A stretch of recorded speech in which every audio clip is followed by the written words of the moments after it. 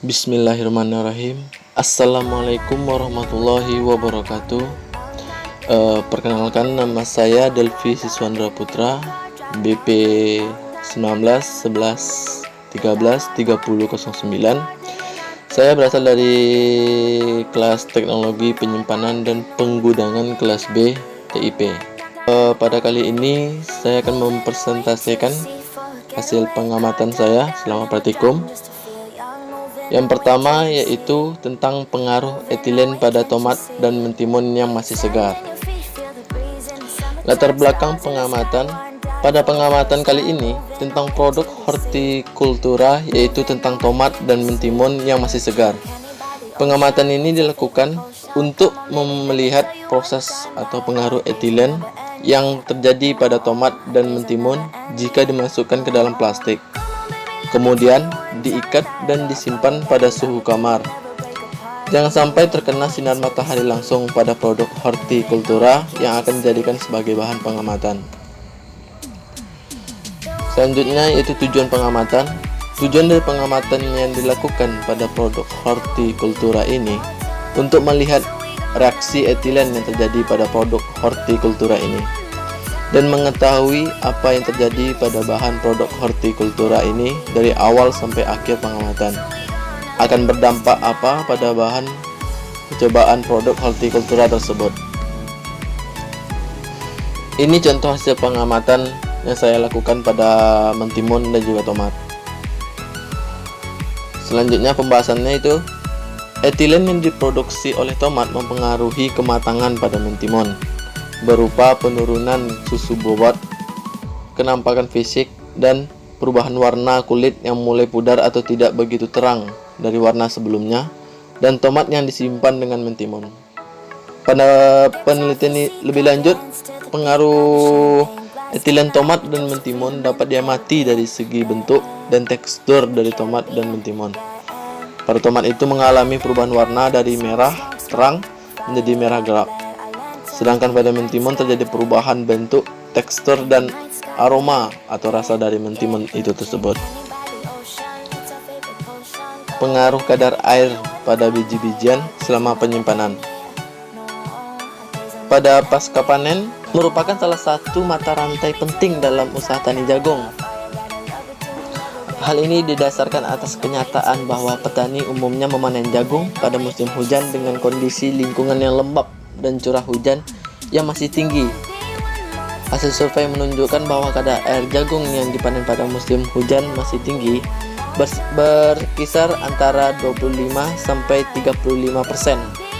Apabila tidak ditangani dengan baik, jagung berpeluang terinfeksi cendawan yang menghasilkan mycotoxin jenis aflatoxin. Selanjutnya yaitu pada pasca pengeringan. Pengeringan adalah upaya untuk menurunkan kadar air biji jagung agar aman disimpan.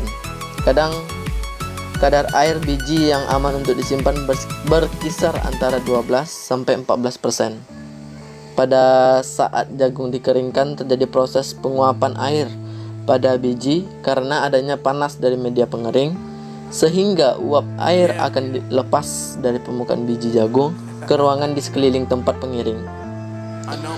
Pengeringan diperlukan sebelum pemipilan untuk menghindari terjadinya biji pecah. Untuk itu kadar air biji harus diturunkan menjadi kurang dari 20%. Cara pengeringan jagung yang umum dilakukan petani adalah dengan bantuan sinar matahari atau penjumaran langsung di lapang atau in-field sunrise. Cara ini dapat dibedakan menjadi dua, yaitu yang pertama penjemuran bersama-sama antara tongkol yang masih menyatu dengan batang tanaman. Yang kedua yaitu penjemuran tongkol yang sudah dipetik dari batang atau sudah dipisahkan antara biji dengan janggelnya. Selanjutnya itu pemipilan. Pemipilan biji jagung berpengaruh terhadap butir rusak, kotoran, dan membantu mempercepat proses pengeringan.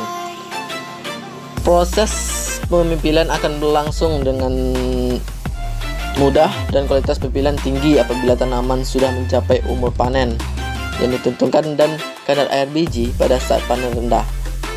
penyimpanan. Pada proses penyimpanan ini, biji jagung masih mengalami proses pernafasan atau menghasilkan karbon dioksida, uap air, dan panas.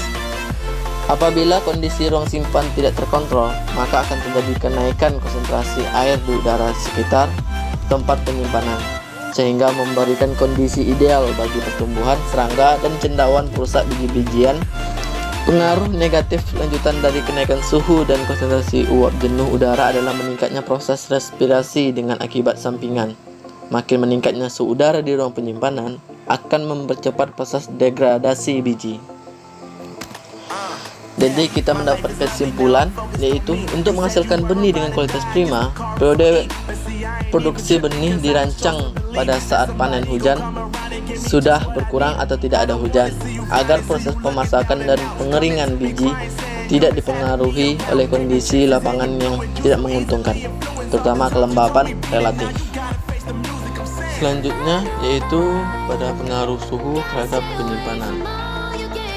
Duluan saya melakukan pengamatan pada ikan yang disimpan pada suhu freezer, pendingin, dan ruang. Pengamatan ini saya lakukan dalam 3 hari, dan saya amati pada jam ketiga, jam ke-6, jam ke-12, dan jam ke-24. Pada hari pertama, di suhu freezer, ikan masih terlihat segar dan normal pada jam ketiga, ke-6, ke-12, dan jam ke-24. Hanya teksturnya saja yang mengeras.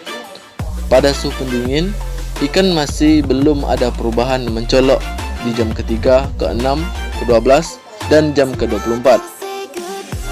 Pada suhu ruang, di jam ketiga, ikan masih normal dan hanya ekornya yang mulai layu. Di jam ke-6, ikan mulai terlihat pucat dan mengeluarkan aroma yang kuat. Di jam ke-12, ikan mulai memudar dan lembek. Di jam ke-24, aromanya sangat busuk, lembek, dan pucat. Juga terdapat air yang sedikit gelap dari ikan. Lanjut pada hari kedua. Di suhu freezer, sama seperti hari sebelumnya, masih terlihat normal dan belum terjadi apa-apa di setiap jamnya. Di suhu pendingin, pada jam ketiga, ikan masih terlihat normal, begitupun pada jam ke-6. Di jam ke-6, hanya aroma ikan yang mulai terasa kuat. Di jam ke-12, ikan terlihat pucat dan terdapat air yang berwarna coklat gelap. Di jam ke-24, teksturnya pun ikut melembek dan warna memudar. Lanjut pada hari ketiga. Di suhu freezer, ikan masih terlihat normal, hanya saja aromanya yang mulai kerasa kuat. Terlihat pada jam ke-12, terdapat warna yang sedikit gelap pada ikan. Dan pada jam ke-24, terdapat air yang sedikit gelap, tetapi masih kelihatan normal. Dan pada suhu pendingin, di jam ketiga dan jam ke-6, ikan terlihat pudar atau pucat dan aromanya yang kuat. Di jam ke-12, mata ikan mulai memutih, dan pada jam ke-24, tekstur ikan mulai melembek. Jadi kesimpulannya, umur simpan ikan ditentukan pada tempat dan suhu penyimpanan. Semakin rendah suhu penyimpanan, semakin lama umur simpan ikan. Cukup segitu presentasi praktikum dari saya. Terima kasih dan saya ucapkan Assalamualaikum warahmatullahi wabarakatuh.